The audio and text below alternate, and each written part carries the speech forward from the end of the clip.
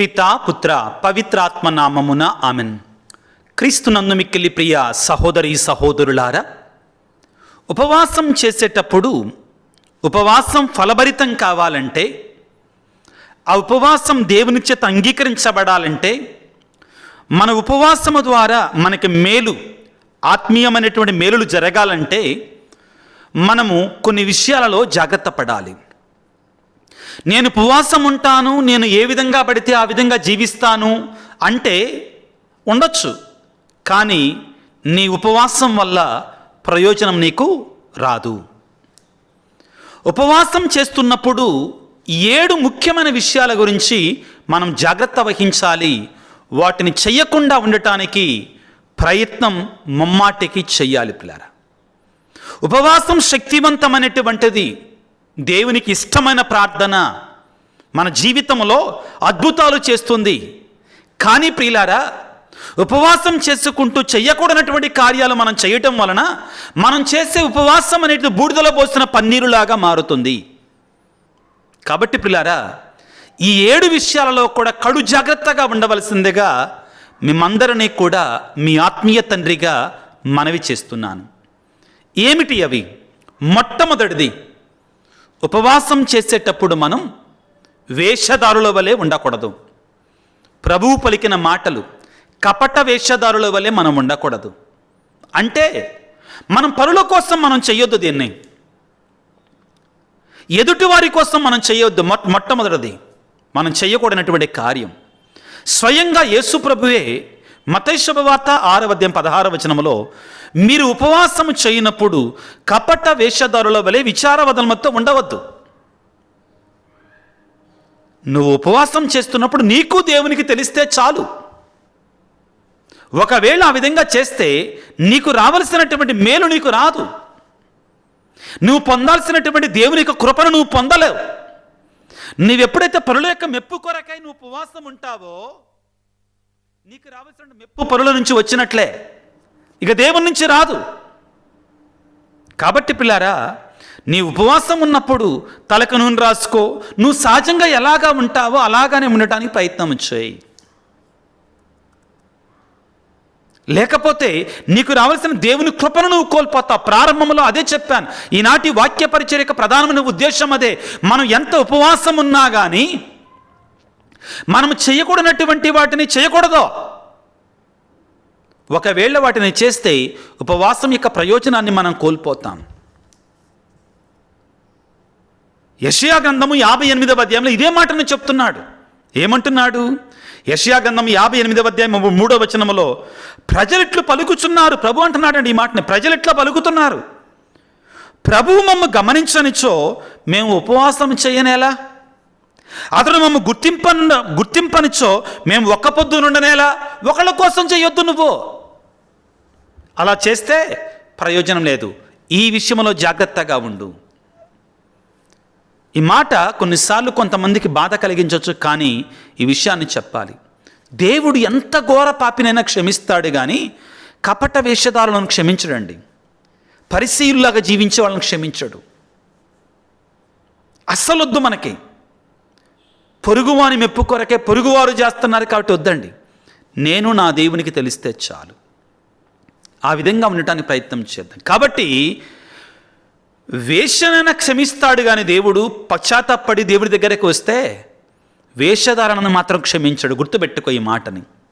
రెండవది పిల్లారా, ఉపవాసం చేసేటప్పుడు మనము చెయ్యకూడనటువంటివి చాలా ముఖ్యమైనటువంటిది ఏమిటి అంటే, దురుద్దేశంతో ఉపవాసం చేయవద్దు ఎట్టి పరిస్థితుల్లో కూడా. తప్పుడు ఉద్దేశంతో ఉపవాసం చేయవద్దు ఎట్టి పరిస్థితుల్లో కూడా. చాలా ముఖ్యమైనటువంటిది ప్రియులారా. అదేంటండి తప్పుడు ఉద్దేశంతో ఎలా చేస్తారు? కొంతమంది ప్రియులారా, ఉదాహరణకి నా ప్రక్కన ఉన్నోడు నాశనం కావాలని చాలా బలంగా ఉపవాసం చేస్తున్నా, ప్రయోజనం లేదండి. ఇంకొన్నిసార్లు చెడు ఉద్దేశాలు ఎలాగా ఉంటాయి. ఈ ఉదాహరణ నేను వేరే చోట కూడా ఇచ్చాను పిల్లారా. ఏంటంటే, యవన ప్రాయంలో ఉన్నటువంటి నేను ఒక అమ్మాయిని ప్రేమిస్తున్నా, ఆ అమ్మాయికి నేనంటే ఇష్టం లేదు, ఆ అమ్మాయి జీవితాన్ని ఆ అమ్మాయి జీవిస్తుంది, కానీ నేను ఉపవాసం ఉంటున్నా దేవుడి దగ్గర. ఎందుకని? ఆ అమ్మాయిని దేవుడు నన్ను ప్రేమించినట్లుగా చెయ్యాలి. ఇది దేవుడు అంగీకరించడో? ఇంకొకటి చాలా ముఖ్యమైనది, చెడు బంధములో, శారీరక బంధములో జీవిస్తున్నది. నేను ఉపవాసం ఉండి ప్రార్థన చేస్తున్నాను. ఏంటంటే, నేను ఎవరితోటైతే చెడు బంధములో ఉన్నానో, చెడు రిలేషన్షిప్తో ఉన్నాను, అతను నన్ను విడిచిపెట్టకుండా ఉండాలి అని ఉపవాసం ఉండి ప్రార్థన చేయటం. No, this is not acceptable. కాబట్టి దురుద్దేశముతో, తప్పుడు తలంపుతో, తప్పుడు ఉద్దేశముతో ఉపవాసం ఉండి ప్రయోజనం లేదు. దానివలన మేలు కంటే కీడు జరుగుతుంది. యాకోబు పత్రిక 4వ అధ్యాయం 3వ వచనంలో దీని గురించి మాట్లాడతారు. యాకోబు గ్రంథకర్త చెడు ఉద్దేశాల గురించి ప్రార్థనలో మాట్లాడతాడు. ఏమంటారంటే, మీవి దురుద్దేశములో అగుట చేతనే మీరు అర్థించినవి మీకు లభించుటలేదు. మీవి దురుద్దేశములు, చెడు ఉద్దేశములు. కాబట్టి మీరు అర్థించినవి పొందలేకపోతున్నారు. మీకు కొన్ని ఎక్స్ట్రీమ్ ఉదాహరణలు ఇచ్చానండి కావాలని చాలా చెడు ఉద్దేశాలు, చెడు తలంపులు మీకు ఎగ్జాంపుల్స్గా చెప్పాను పిల్లలు, కావాలని, so that you will understand better. అంతే. ఏమంటున్నాడు? మీవి చెడు ఉద్దేశములు, అందుచేతనే మీరు అర్థించినను మీకు లభించకున్నవి. మీ భోగానుభవమునకై మీరు వారిని కోరుకొందురు కదా. ఆత్మపరిశీలన చేసుకోవాలి. రెండవది, అతి ముఖ్యమైనది ప్రియులారా, ఏమిటి అంటే, దురుద్దేశముతో, తప్పుడు ఉద్దేశముతో మనము దేవుని వద్ద ఉపవాసం చేయకూడదు. ఫిలిప్పి పత్రిక 2వ అధ్యాయం 13వ వచనములో మనం ఎటువంటి ఉద్దేశాలు కలిగి ఉండాలి ఉపవాసం చేసినప్పుడు దేవుణ్ణి అడగాలి. ఫిలిప్పి పత్రిక 2వ అధ్యాయం 13వ వచనములో, ఏలయనా ఆయన ఉద్దేశమునకు మీరు విధేయులై సమ్మతించినట్లు చేయుటకు దేవుడు మీ యందు కార్యసిద్ధిని కలిగించుచున్నాడు. ఆయన్నే అడగాలి. దేవా, నేను మంచి ఉద్దేశంతో, మంచి తలంపుతో నేను ఉపవాసం ఉండులాగున మాకు సహాయం చేయండి. మొదటిది ప్రియులారా, వేషధారణ పనికిరాదు, పరుల మెప్పు కొరకై చెయ్య మాకు. రెండవది ప్రియులారా, తప్పుడు ఉద్దేశం, దురుద్దేశంతో ఉపవాసం ఉండ మాకు. మూడవది ప్రియులారా, ఉపవాసం చేస్తున్నప్పుడు పిల్లారా, కడుపు మాత్రమే కాల్చుకోవటం కాదు, కడుపు మాత్రమే కట్టుకోవటం కాదు, చాలా ముఖ్యమైనటువంటిది నోటిని కట్టుకోవాలి. నోటిని కట్టుకోవాలి. నీవు కడుపుకు ఉపవాసం ఉండి నోటి ద్వారా చెడు మాటలు, అదేవిధంగా ఇతరుల గురించి చెడు మాట్లాడటం, ఇతరుల గురించి చెడుగా ప్రచారం చేయటం చేస్తే దేవుడు అస్సలు అంగీకరించడండి. నోటిని కట్టుకోవాలి, చాలా ముఖ్యమైనటువంటిది పిల్లారా. కొలస్సీ పత్రిక 4వ అధ్యాయం 6వ వచనంలో పిల్లారా, పౌలు గారు మనందరికీ కూడా ఈ విధంగా సెలవిస్తున్నాడు. ఏమంటున్నాడు? మీ సంభాషణ ఎల్లప్పుడూ దయాపూరితముగాను రుచికరముగా ఉండాలి. దేవునికి రుచికరంగా ఉండాలండి. మీ సంభాషణ ఎలాగుండాలి? రుచికరముగా ఉండాలి. ఉపవాసం ఉండి మాట్లాడాల్సిన చెడు మొత్తం మాట్లాడి, ముఖ్యంగా ఇతరుల గురించి చెడు మాట్లాడితే దేవుడు అంగీకరించాడు ఆ ఉపవాసాన్ని. ఉపవాసం కడుపుకు మాత్రమే కాదు, నోటికి ఉపవాసం ఉండాలి. కొంతమందికి ఇది పెద్ద సమస్య. ఒక గులకరాల డబ్బా, ఒక ఆల్ ఇండియా రేడియో, ప్రియులకు దేవుని బిడ్డలారా, నిరంతరం మోగేటువంటి ఒక మైకు, ఇలాగుంటారు. దాన్ని కంట్రోల్ చేసుకోలేరు. ఎంత ఉపవాసం ఉన్నా కానీ ఈ నోటిని అదుపులో పెట్టుకోకపోతే ప్రయోజనం లేదు. మూడవది ముఖ్యమైనటువంటిది, ఇతరుల గురించి చెడు మాట్లాడకు. మీ సంభాషణ ఎల్లప్పుడూ దయాపూరితముగాను రుచికరముగా ఉండాలి దేవునికి. ప్రతి వ్యక్తికి సరియైన సమాధానం ఎట్లు చెప్పవలనో మీకు తెలిసి ఉండవలను. ప్రియులారా, ఈ సందర్భంగా ఒక ఆత్మీయ విషయాన్ని చెప్తాను. ఉపవాసం ఉంటున్నప్పుడు వీలైనంత తక్కువగా మాట్లాడితే మేలు. దేవునితో మాట్లాడి ఎక్కువగా, వీలైనంత తక్కువగా మాట్లాడటం మేలు. వాక్యం మనకి ఈ విధంగా సెలవిస్తుంది. యాకోబు పత్రిక 3వ అధ్యాయము 6వ వచనము ఈ విధంగా సెలవిస్తుంది. పిల్లారా, ఈ నాలుక ప్రియులారా, నాలుక నిప్పు వంటిది. అది ఒక దోష ప్రపంచము, భయంకరమైన ప్రపంచం ప్రియులారా. తగలబెట్టేస్తుంది అన్నమాట. అది ఒక దోష ప్రపంచం. దానితో జాగ్రత్తగా ఉండు. యెషయా గ్రంథము 58వ అధ్యాయములో ప్రభువే స్వయముగా 4వ వచనములు ఈ విధంగా చెప్తున్నాడు. పిల్లారా, ఏమంటున్నాడు? మీరు ఉపవాసం ఉన్నప్పుడు వివాదములు ఆడుకుంటున్నారు, నోటి మాటలతో కొట్లాడుతున్నారు. మీరు ప్రయోజనం ఏంటి? తగులకు వెళుతున్నారు, కాలు దువ్వుతున్నారు, నోరు దువ్వుతున్నారు. ప్రిలారా, ఉపవాసం నోటికి ఉండాలి. 3వది, ప్రిలారా, ఇతరుల గురించి చెడు మాట్లాడు, మాకు వీలైనంత తక్కువగా మాట్లాడు. శ్రమల కాలంలో నోటిని శుద్ధి చేసుకో, హృదయాన్ని శుద్ధి చేసుకో, మనసును శుద్ధి చేసుకో. 4వది, ప్రిలారా, పీడించటం ఇతరులని, పేదలను పీడించటం చాలా ముఖ్యమైనటువంటిది. పేదలని అన్యాయం చేయడం. మనం ప్రియులకు దేవుని బిడ్డలారా, ఉపవాసం ఉండి పేద సాధలేల కనికరాన్ని చూపించకపోతే, పేదలను ఇంకా పీడిస్తుంటే, ఇంకా అన్యాయము అక్రమము ద్వారా ధన సముపార్జన చేస్తుంటే ప్రయోజనం లేదండి. మన ఉపవాస దినాలను పాటించుకుంటా మనం చేసేటువంటి మోసాలు మనం చేసుకుంటున్నట్లయితే, బైబిల్ గ్రంథ ఆధారంగా చెప్తున్నానండి నేను, మేలుకరంగా ఉండాలని, దీవెనకరంగా ఉండాలని మంచి మనసుతో దేవుని యొక్క వాక్యాన్ని మేము ముందుంచుతున్నాను. పిల్లారా, ఆమోసు గ్రంథము 8వ అధ్యాయము 4వ వచనం ఈ విధంగా సెలవిస్తుంది.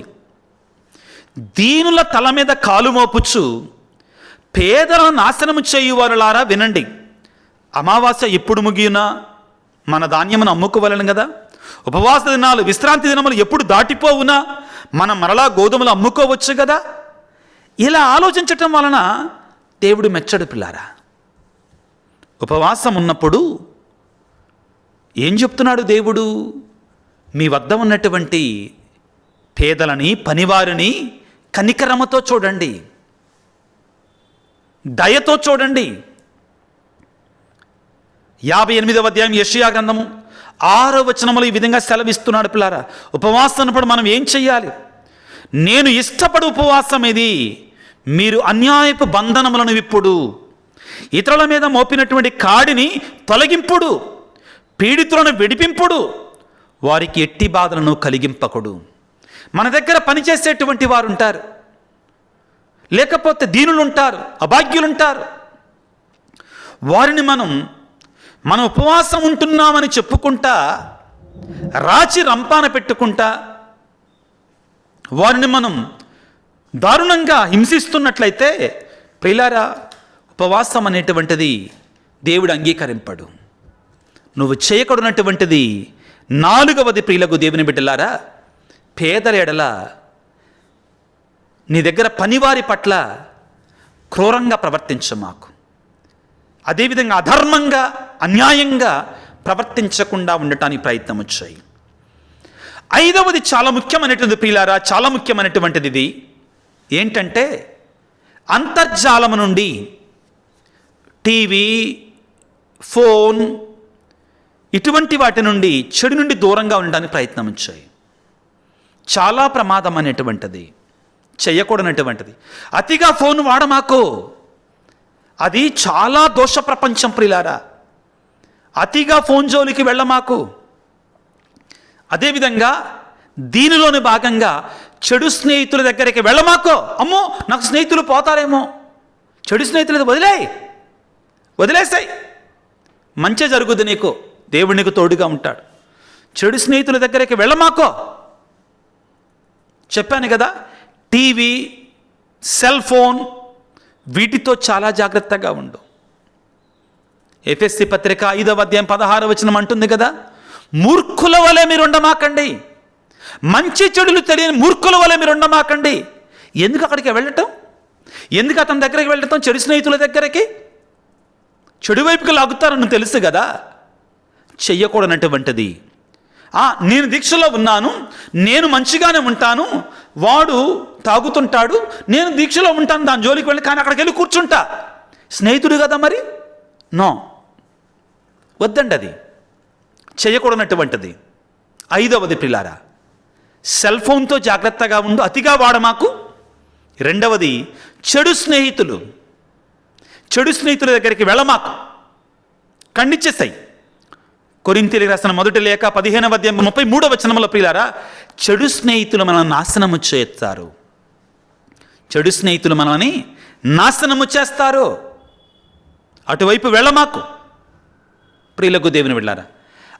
6వది, ఇది సైతాను నుండి వచ్చేది ప్రియులారా. నువ్వు ఉపవాసం ఉంటున్నావంటే, దేవునికి దగ్గరగా ఉంటున్నావంటే ఇది ఎక్కువగా సైతానుడు చేసేది, కానీ దాని కూడా లొంగమాకు. 6వది నేను చెప్పబోయేది, అవిశ్వాసానికి లొంగిపోమాకు. అవిశ్వాసం, నిరుత్సాహపడమాకు. ఈ దీక్ష తీసుకుంటున్న సమయంలో మొదట్లో ఉత్సాహంగా ఉంటుందండి, లేకపోతే దీక్ష తీసుకోకుండా ఉపవాసం ఉంటున్న సమయంలో, ఇన్నాళ్ళు ఉపవాసం ఉండాలనుకున్నప్పుడు ప్రారంభంలో పవిత్రంగా ఉంటాం, ప్రారంభంలో పరిశుద్ధంగా ఉంటాం, దేవుని సన్నిధికి వెళ్తాం, జపమాలు చెప్తాం, అన్నీ మంచిగా చేస్తాం పిల్లారా. నిదానంగా మనలో ఉన్నటువంటి ఆ సీరియస్నెస్ తగ్గిపోతూ ఉంటుంది. జాగ్రత్త, సాతాను లాగివేస్తూ ఉంటాడు వివిధ రూపాల్లో. అవిశ్వాసానికి లోను కామాకు. జాగ్రత్త, నిదానంగా లాగివేస్తూ ఉంటాడు సాతానుడు. నిరుత్సాహపరుస్తాడు. ఇంకేముందులో వదిలిపెడదాం.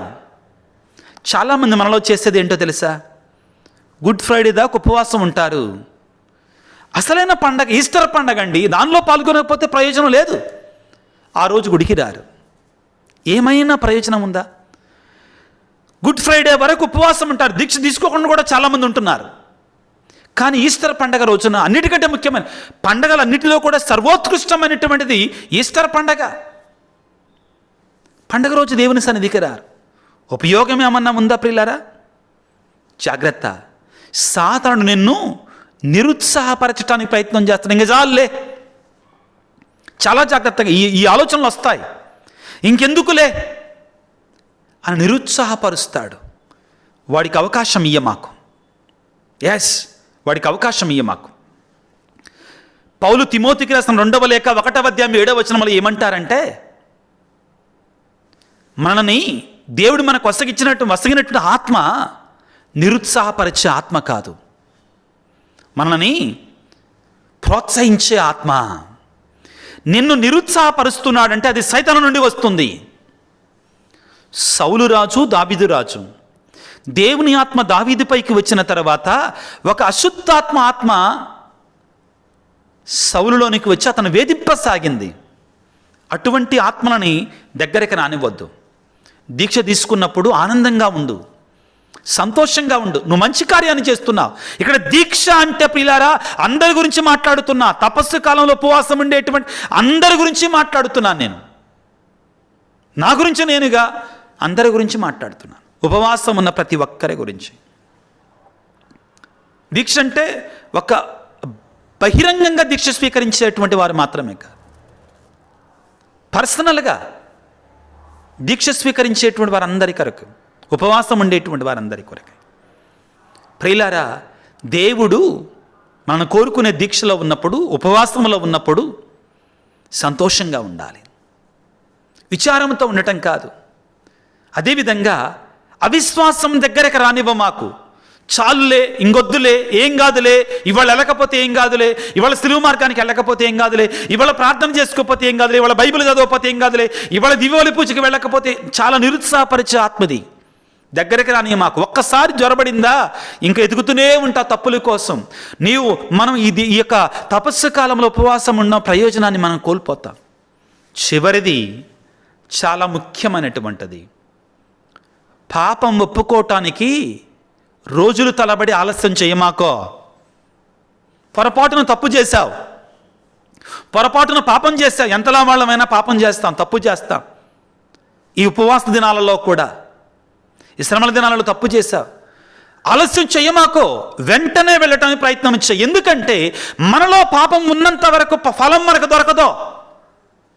పాపాలు ఒప్పుకోలుకు ఆలస్యం చేయమాకో, చాలా ముఖ్యం ప్రియులారా. ఆలస్యం చేయమాకు, వీలున్నంత త్వరగా ఈ యొక్క పాప సంకీర్తనాన్ని చేసుకోవడానికి ప్రయత్నం చేయి ప్రియులారా. Make use of the first opportunity, మొట్టమొదటి అవకాశాన్ని సద్వినియోగం చేసుకోవడానికి ప్రయత్నం చేయి. చాలా ముఖ్యమైనటువంటిది. సిరాకు పుత్రుడైన యేసు రాసిన జ్ఞాన గ్రంథము 5వ అధ్యాయం 7వ వచనంలో ఏమంటుందంటే, కుమారా, నీవు పాపము చేసినట్లయితే రోజులు తరబడి ఆలస్యము చెయ్యకో, దేవుడు దిడీలున నీ మీద పడునేమో. జాగ్రత్తగా ఉండు ప్రియులకు దేవుని బిడ్డలారా. పాపాన్ని ఒప్పుకోవటానికి ఆలస్యం చెయ్యమాకో. చేయకూడని పనులు ఆలస్యం చేస్తున్నావా, సాతానుడు నిన్ను కబళించి వేస్తాడు, నిన్ను చుట్టుముడతాడు. జాగ్రత్త వహించుదాం ప్రియులారా. ఈ 7 ముఖ్యమైనటువంటి విషయాలు బైబిల్ గ్రంథ ఆధారంగా తెలుసుకున్నటువంటివి. మొదటిది ఏంటి? వేషధారణ జోలికి వెళ్ళమాకు. రెండవది ఏంటి ప్రియులారా? తప్పుడు ఉద్దేశంతో, దురుద్దేశంతో ఉపవాసాన్ని చెయ్యమాకు. ఒకవేళ అలా మొదలు పెడితే ఇప్పటికన్నా మార్చుకో, ప్రయోజనం లేదు దురుద్దేశంతో ఉపవాసం చేసినట్లయితే. మూడవది ముచ్చటిగా పరుల గురించి చెడు మాట్లాడమాకు, తప్పు మాట్లాడమాకు. నోటి కూడా ఉపవాసం ఉంచడానికి ప్రయత్నం చేయి ప్రియులారా. ఇతరులను వేధించమాకు, పేదలను వేధించమాకు. నాలుగవది ప్రియులారా. ఐదవది ప్రియులకు దేవుని బిడ్డలారా, అంతర్జాలాన్ని, ఈ యొక్క మీడియాని, ఈ ఫోనే కావచ్చు, టీవీ కావచ్చు, ఏదైనా కావచ్చు అండి, దానికి సంబంధించింది దానికి దూరంగా ఉండి, చెడు లిటరేచర్ దానికి దూరంగా ఉండటానికి ప్రయత్నం వచ్చాయి. చెడు స్నేహితులకు కూడా దూరంగా ఉండటానికి ప్రయత్నం వచ్చాయి. అవిశ్వాసాన్ని దగ్గర రాని మాకు 6వది ప్రియులారా. నిరుత్సాహాన్ని దగ్గరికి రాని మాకు. ఏం కాదులే వాళ్ళు చేయకపోతే మారలే, దగ్గరికి రాని మాకు. 7వది అతి ముఖ్యమైనటువంటిది, ఒకవేళ పొరపాటున పాపం చేస్తే వెంటనే ఆలస్యం చెయ్యమాకో, వెంటనే దేవుని సన్నిధికి వెళ్ళు, పాపాన్ని ఒప్పుకో. పాపము ఒప్పుకోలులో ఆలస్యం చేయమాకు, జాప్యము చెయ్యమాకు. దేవుడు తప్పనిసరిగా మన యొక్క శ్రమల కాల ఉపవాస దినాలను దీవించాలని, ఆశీర్వదించాలని, ఈ వాక్యాన్ని దేవుడు దీవించాలని తలలు వంచి ప్రార్థన చేసుకుందాం. సర్వశక్తిమంతుడా, సర్వోన్నతుడా, ప్రేమమయుడా, మా ఈ శ్రమల కాలం, మా ఈ ఉపవాసాల కాలం, పాస్కాయుత కాలం ఇంకా ఇంకా ఫలవంతంగా ఉండాలంటే ఏం చేయకూడదు అనే సత్యాలు 7 మీరు మాకు బోధించారు. మీకు స్తోత్రాలు, వందనాలు తండ్రి. మేము కూడా మా ఉపవాస సమయంలో ప్రభువా ఈ 7 కార్యాల జోలికి వెళ్లకుండా వీటిని ప్రక్కకు విడిచిపెట్టి ఆ తరువాత కూడా వీటి మీద విజయాన్ని సాధించడానికి కావాల్సిన శక్తిని మాకు దయచేయండి తండ్రి. మా సొంత శక్తి మాకు చాలదు ప్రభువా, మా సొంత బలం మాకు చాలదు నాయన. మీ శక్తి మాకు కావాలి, మీ బలం మాకు కావాలి, మీ ఆత్మవరం మాకు కావాలి నాయన. ఈ 7 చెయ్యకుండా మా ఈ శ్రమల కాలాన్ని, ఈ పాస్కాయుత కాల ఉపవాస దినాలని ఆత్మీయంగాను, మా ఆత్మలకు దీవెనకరంగాను, మా జీవితాలకు మేలుకరంగాను, అన్నిటికంటే ముఖ్యంగా నీకు మహిమకరంగా ప్రభువా మా ఈ దినాలను మేము గడపడానికి కావాల్సిన శక్తిని మాకు దయచేయండి తండ్రి. నీ సన్నిధిలో ఉన్న బిడ్డలందరినీ ఆశీర్వదించండి ప్రభువా. ప్రత్యేకమైన రీతిలో ప్రభువా, ఇదిగో ఎవరైతే అనారోగ్యంతో బాధపడుతున్నారో నీ గాయపడిన హస్తాలతో తాకి స్వస్థపరచండి. కుటుంబాలలో శాంతి సమాధానం నింపండి ప్రభువా. చదువుకునే బిడ్డలు, పరీక్షలు రాసే బిడ్డలను ప్రత్యేకంగా ఆశీర్వదించండి నాయన. ముఖ్యంగా ఈ రోజున ప్రభువా, మారాలి, నేను మారాలి, దేవుని దగ్గరకు రావాలి అని కోరుకుంటూ ఉపవాసముతోనూ తపస్సు కాలాన్ని నడిపిస్తున్నట్టు బిడ్డలందరి కొరకే ప్రార్థిస్తుండగా నీ ఆత్మీయ దీవెనలని, నీ పరిశుద్ధాత్మ శక్తిని వారి మీద కుమ్మరింపచేసమని, దీవించమని, ఆశీర్వదించమని మా ప్రభు అయిన క్రీస్తు ద్వారా వేడుకొనుచున్నాము తండ్రి. ఆమెన్. ప్రభువు మీతో ఉందరుగాక, మీ ఆత్మతో ఉందరుగాక. సర్వశక్తి గల సర్వేశ్వరుడు పిత, పుత్ర, పవిత్రాత్మ మిమ్ము మీ కుటుంబాలను చల్లగా దీవించి ఆశీర్వదించి కాపాడుదురుగాక. God bless you. దేవుడి మిమ్ము దీవించుగాక. ఆమెన్.